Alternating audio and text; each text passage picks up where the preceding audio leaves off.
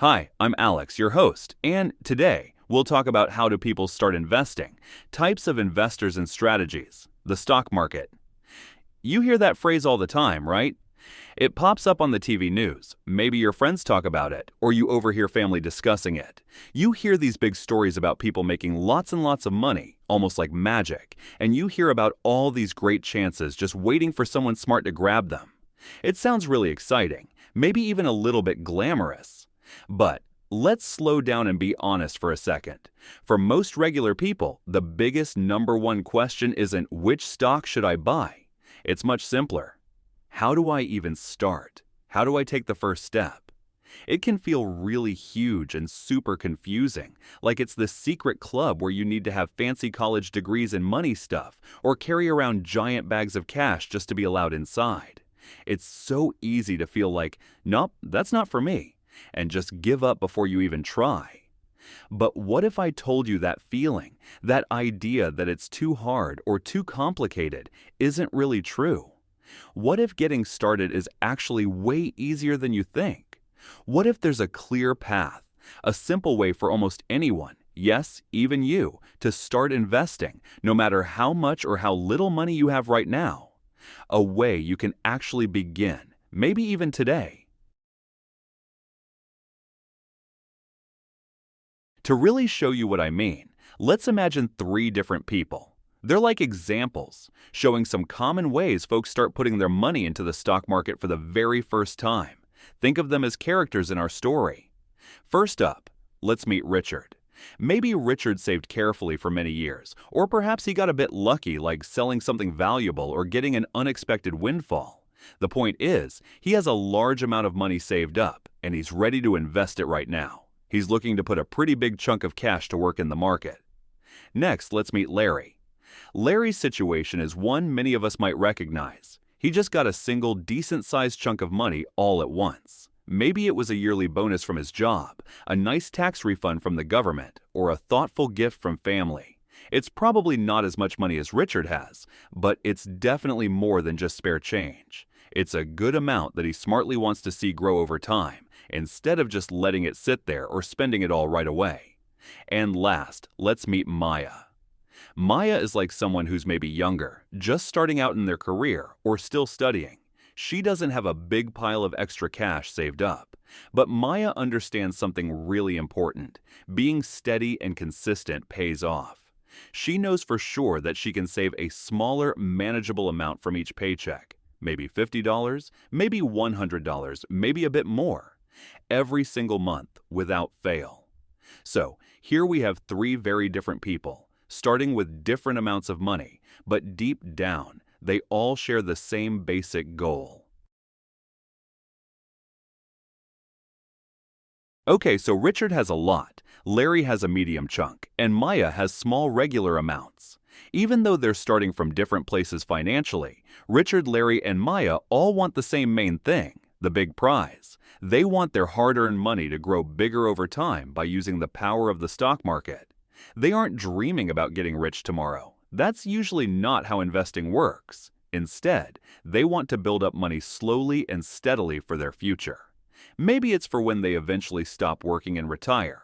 Maybe it's to save up for a down payment on a house someday. Or maybe it's just to feel a little more financially secure and less worried about money down the road.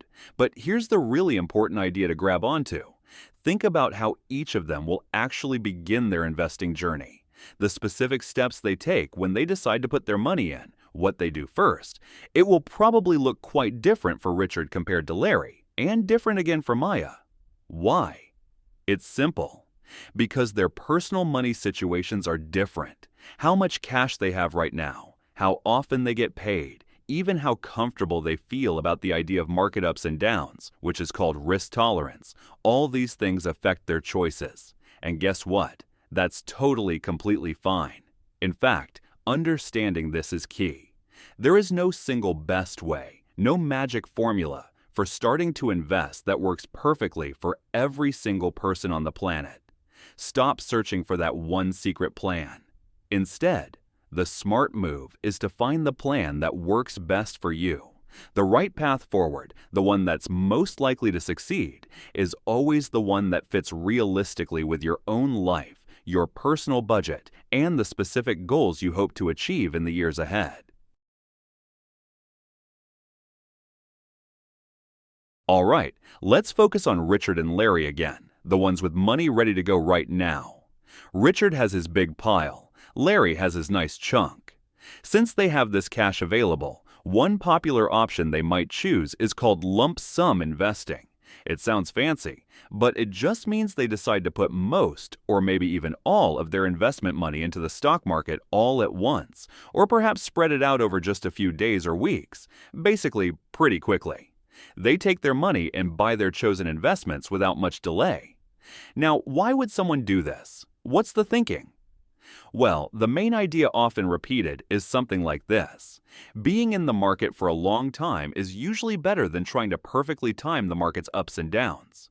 People who choose the lump sum approach often believe that since, historically, the stock market tends to go up more than it goes down over long periods, like many years, the sooner you get your money invested, the sooner it has the chance to start growing and benefiting from that general upward trend. They want to capture as much of that potential long-term growth as possible, starting right away. They figure it's better than keeping their cash sitting on the sidelines, waiting and worrying, possibly missing out on good days or weeks in the market while trying to guess the perfect moment to buy low, a moment that's really hard, maybe even impossible, to predict consistently. This lump sum approach often feels more comfortable for people who are okay with seeing their investment value bounce around a bit more, higher risk tolerance, or those who have strong confidence that the market will do well over the long haul. Now let's switch back to Maya. She doesn't have a big pile of cash, but she is great at saving a little bit consistently. So she looks at her situation and picks a different method, one that fits her perfectly. Her plan involves investing smaller amounts, but doing it regularly, like clockwork. Maybe every single month, right after she gets her paycheck, she arranges to invest the exact same amount of money, say $100. She sets it up so it happens automatically, without her having to think too much about it.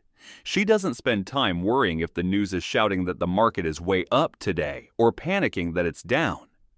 This steady, reliable, almost automatic way of investing has a name. It's called dollar cost averaging, or DCA for short. Let's break down why this can be such a helpful and less stressful strategy, especially for beginners. Think about how it works out mathematically over time. When the prices of the investments Maya is buying happen to be high, her fixed $100 naturally buys fewer pieces or shares of that investment. But and here's the really neat part.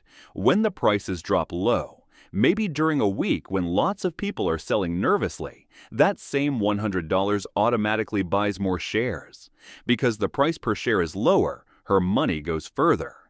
Over many months and years, as the market naturally goes through its cycles of ups and downs, this process automatically averages out the price she pays per share. It mathematically helps ensure she buys more shares when they are cheaper and fewer shares when they are more expensive. This can often lead to a lower average cost for all her shares compared to someone who might have accidentally invested a big lump sum right before prices fell. It's a great way to take emotion out of investing decisions and reduce stress. It's especially fantastic for people who are building their investments gradually, bit by bit, using money from their regular income. Okay, let's revisit Larry, the guy who got that one-time chunk of money, maybe from his bonus or tax return. He's been watching Richard, who might put all his money in quickly using the lump sum method, and Maya, who's investing small amounts every month with DCA. Larry thinks, maybe I don't have to pick just one of those two extremes. He realizes he can actually create a strategy that's somewhere in the middle, like a mix of both ideas. Instead of investing his whole chunk of money right away, which might feel a little nerve-wracking, what if the market drops tomorrow? He could decide to break it down into smaller pieces. Maybe he divides his total amount into a few bigger, roughly equal parts, perhaps 2, 3, or even 4 separate chunks. Then, he could make a simple plan, A schedule to invest these chunks at set times, spread out over a period. For example, he might decide to invest the first chunk right now. Then, he could put a reminder on his phone or calendar to invest the second chunk in, say, 3 months, and then invest the final chunk 3 months after that. This approach lets him get his money working in the market steadily, but not all at the exact same moment. It's another smart way to handle the worry about timing the market, that common fear of putting all your eggs in one basket right before prices potentially take a dip. It uses a similar averaging idea as Maya's DCA because he's buying at different price points over several months, but the amounts he invests each time are larger and he invests less often. This planned intervals approach might feel more comfortable and manageable for someone who received a single sum of money but prefers to ease into the market gradually rather than making one big bet on what the market is doing right this minute.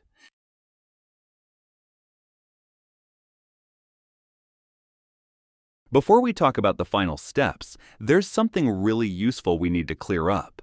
It's about the words people use. You need to understand the big difference between investing your money and what some people call playing the stock market.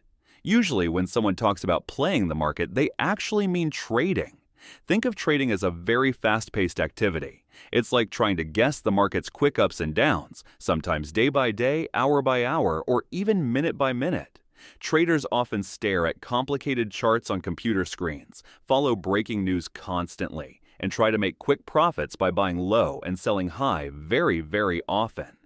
From the outside, it might look exciting, maybe like a fast-paced video game, but in reality, it's often incredibly stressful, takes a huge amount of time and focus watching screens all day, and involves a very high amount of risk. It's easy to lose money quickly if you guess wrong.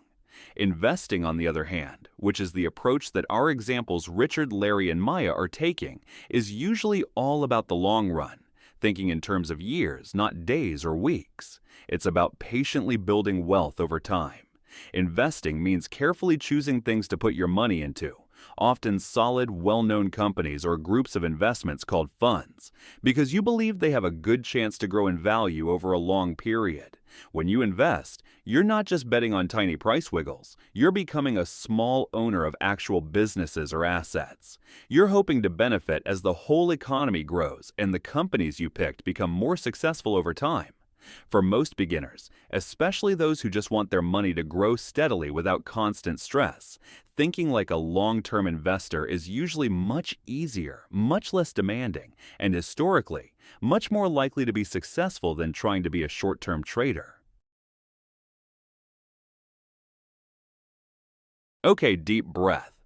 We've met our investor examples. We've looked at different ways to put money in the market, lump sum, DCA, intervals, and we've talked about having a long-term investor mindset instead of trying to trade quickly.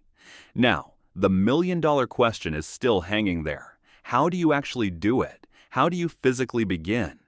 Don't worry, it really comes down to a few simple, practical, doable steps that anyone can follow. First, and this step is super important, you need to take a good, honest look at your own personal money situation, just like Richard, Larry, and Maya did in our story. Ask yourself, right now, am I more like Richard with a big amount ready to go? Or maybe more like Larry with a recent one-time chunk? Or am I closer to Maya's situation, able to save and invest smaller amounts regularly from my paycheck?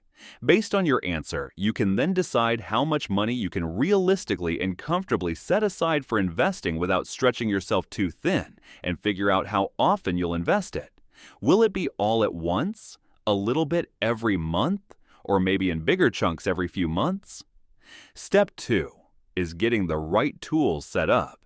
You need a place, an account, where you can actually buy, sell, and hold onto your investments. This usually means opening something called an investment account, or more commonly, a brokerage account. Now, that might sound complicated or official, but please don't let the name scare you. Today, there are lots of well-known companies, many operating completely online, that make opening one of these accounts surprisingly easy and quick. You can often do the whole process right from your computer or even your smartphone in just a little while. Then comes step 3. Which many people find the most interesting part, choosing what specific things to invest your money in. Now, You could spend a lot of time researching individual companies, trying to pick winners like Apple or Amazon. But for beginners, an easier, often safer, and highly recommended starting point is to use things called diversified funds, like mutual funds, index funds, or exchange-traded funds, ETFs. Think of these like pre-packaged baskets that hold tiny pieces of lots of different stocks, sometimes hundreds or thousands, or other types of investments all bundled together. This instantly spreads your money out across many different things, which is called diversification, and it helps lower your overall risk compared to putting all your money into just one or two individual stocks. Of course, learning exactly which funds or stocks might be the best fit for your personal goals is an important next step, and definitely something you can learn more about once you have your brokerage account open and ready. So, let's bring everything together now. We've seen that people start investing in different ways. Maybe you can start big and bold like Richard. Maybe you're beginning with a single amount you just received, like Larry. Or maybe, like Maya, you'll choose to build your investment slowly, steadily, and patiently, month after month. No matter which path looks most like yours, the single most important thing you can learn today, the very best action you can possibly take, is simply to start. Seriously, just begin. Please, please don't let feeling confused by fancy terms, or overwhelmed by all the choices, or scared by stories you might have heard, stop you from taking that very first step. Getting started is honestly much easier and much less scary than most people imagine. Remember this key idea. Real investing, the kind that builds wealth over time, is usually like running a long marathon, not a quick 100-meter sprint. It's almost never a reliable way to get rich overnight. Be very suspicious of anyone promising that. Instead, think of investing as a smart, powerful tool you can use to help build your money and financial security over the long haul. It works through patience, letting time do its work, being consistent, sticking to your plan, and using an amazing force called compound growth. That's the magic part, where the money your investments earn starts earning its own money. It snowballs over time. So, take a little bit of time today, or this week. Figure out your own simple starting plan based on your life right now. Take that first easy, manageable step. Maybe it's just spending 30 minutes looking up different online brokerage accounts, or maybe it's deciding exactly how much you'll set aside from your next paycheck. Then, open that account. Make that very first investment, even if the amount feels really small to begin with. Every little bit counts. Start your own unique investing journey today. Believe me when I say this. The future version of you, looking back 5, 10, or 20 years from now, will probably be incredibly happy and grateful that you decided to begin. I really hope this helped clear things up about getting started with investing. If it did, hitting that like button really helps others find this video too. Share it if you know someone asking these same questions, and subscribe so you don't miss our next video breaking down more investing basics. See you next time.